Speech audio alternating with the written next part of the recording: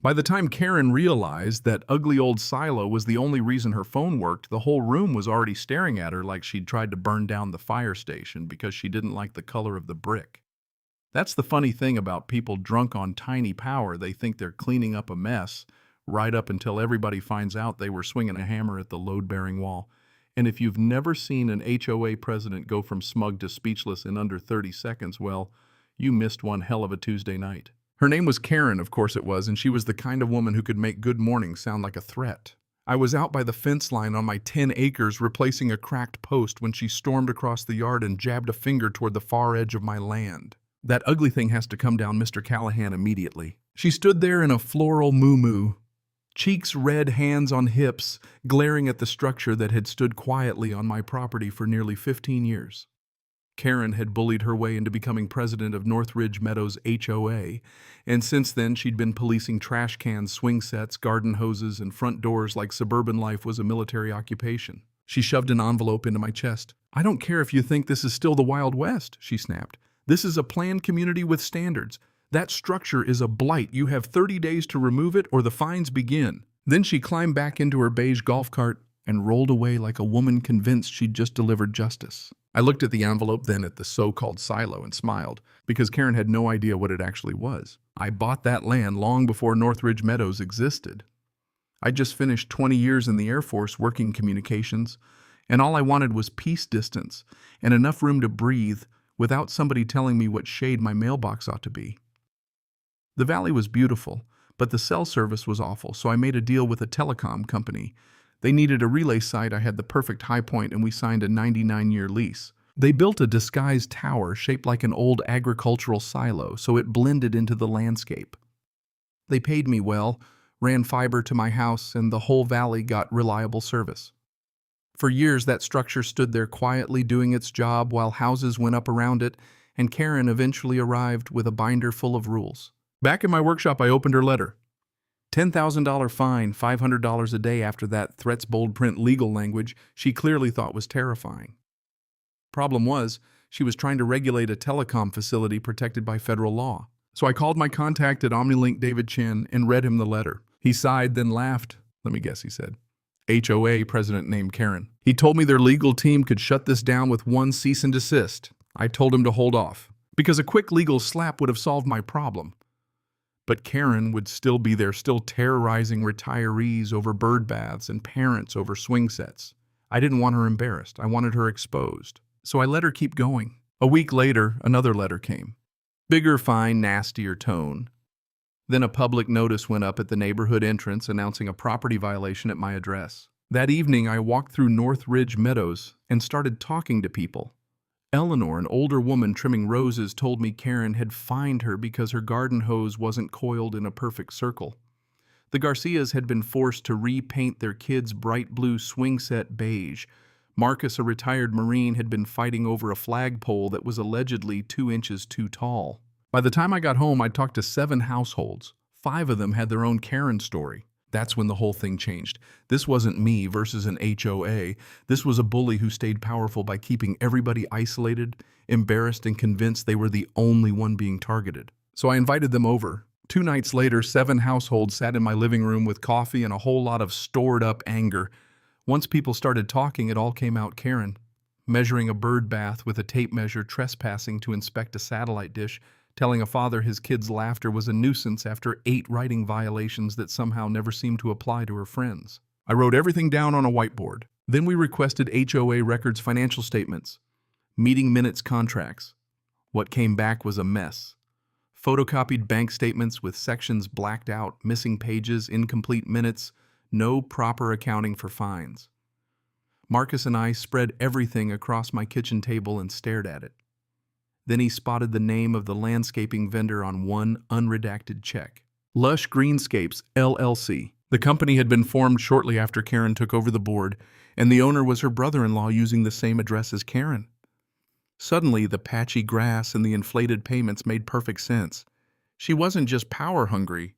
She was funneling money. At that point, I brought in Sarah Jenkins, an attorney I trusted. She looked at the documents, listened to the timeline, and said the words I was already thinking. "This is bigger than harassment. This is fraud." From there, we built 2 tracks. Track 1 was the tower, the illegal fines, the lien threats, the interference with a federal lease. Sarah drafted a brutal letter for that and kept it in reserve. Track 2 was Karen herself. We prepared questions, organized neighbors, and waited. Sure enough, Karen escalated. She called a special HOA meeting to authorize legal action against me and ratify the lien on my property. Then she sent a dramatic email to the neighborhood painting me as some stubborn outsider threatening community harmony. Perfect. We went door to door and told people to come hear the full story. The night of the meeting, the community room was packed. Karen sat up front. Todd sat beside her, wearing the expression of a man who thought he was about to watch a public execution. Karen opened with one of those speeches people give when they mistake control for leadership: harmony, standards, sacrifice, protecting property values. Then she pointed right at me and called the tower a monstrous industrial blight.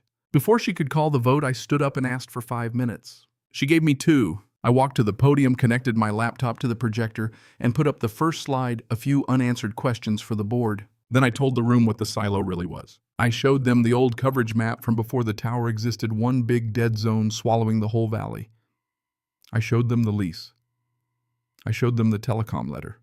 I explained that the structure Karen wanted demolished was the reason they could make calls from their homes, contact emergency services, reach doctors, text family, all the ordinary things people barely notice until they're gone. Then I showed them exactly what her board had been hiding: the fines, the harassment, the redacted bank statements, and lush greenscapes. When Karen's family connection hit that screen, the room went dead quiet for one beat, then exploded.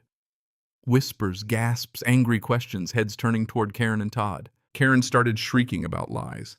Todd looked like he wanted to pass out, and that's when I made the lesson unforgettable. Before the meeting, Omnilink had given me authorization to request a brief diagnostic shutdown on the tower.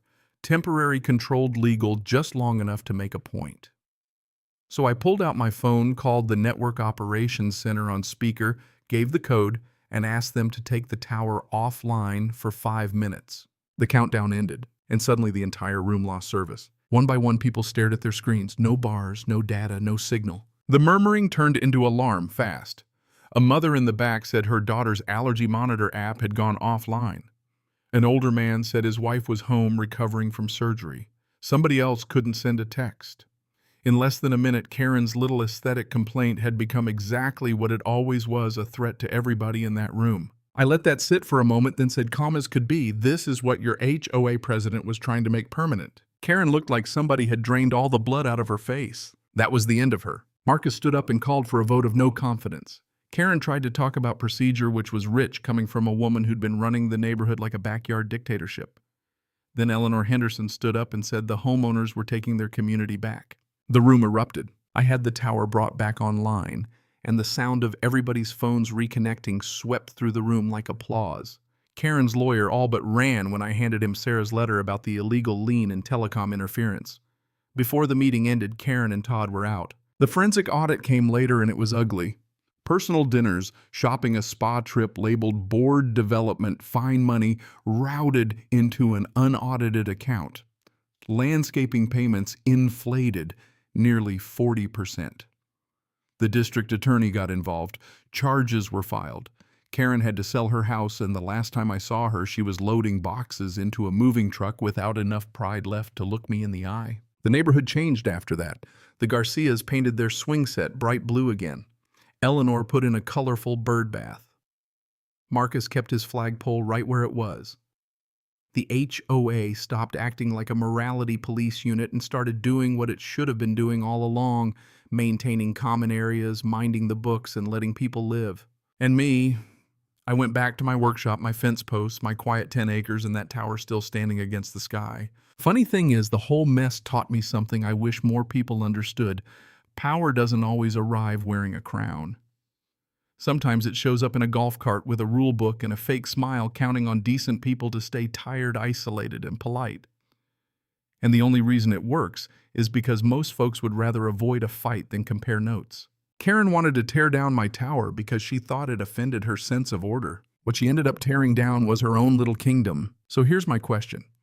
When somebody abuses authority for years, is exposing them justice? Or just a cleaner form of revenge?